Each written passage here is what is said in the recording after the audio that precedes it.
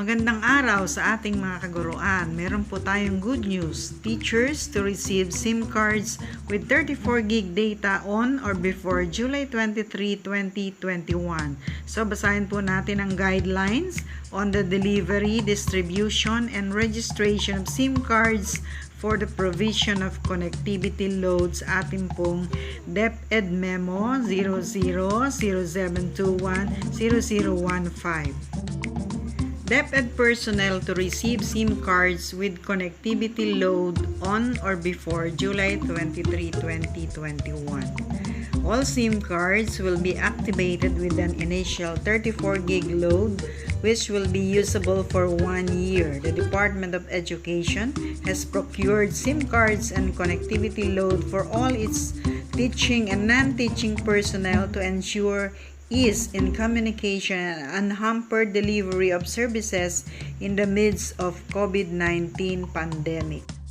The SIM cards shall be delivered to regional offices and schools division offices between July 5 to July 16, 2021 and should be released to all teaching and non-teaching personnel by 23 of July 2021 as stipulated in DepEd Memo number 000721 and 0-0015. So narito po ang pinalabas na memo mula sa Office of the Undersecretary for Administration. So basahin po natin ang guidelines. To ensure ease in communication and unhampered delivery of services in the midst of COVID-19 pandemic, the Department of Education procured smart communication, SIM cards, and connectivity load for all of its teaching and non-teaching personnel.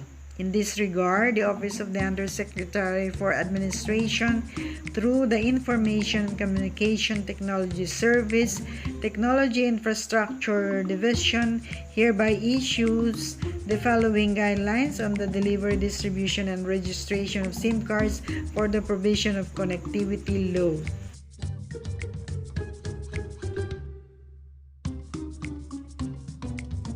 Permanent, contractual, and local government unit paid personnel who are working in DepEd schools and offices are allowed to receive SIM cards. The SIM cards shall be delivered to ROs and SDOs before July 5 to July 16, 2021. The identified issuing authority should release the SIM cards to all teaching and non-teaching personnel by July 23, 2021. The supply officers and school property custodian shall register all the SIM cards through depedconnect.com.ph. All SIM cards will be activated with an initial 34 gig load on June 30, 2021, which will be usable for 1 year. SIM cards which are not registered on the website will not be loaded for the second month. Additional guidelines will be released. The release of SIM cards to a DepEd employee shall be recorded following the procedure cited in Annexes A and B. For the allocation per region, please refer to Annex C.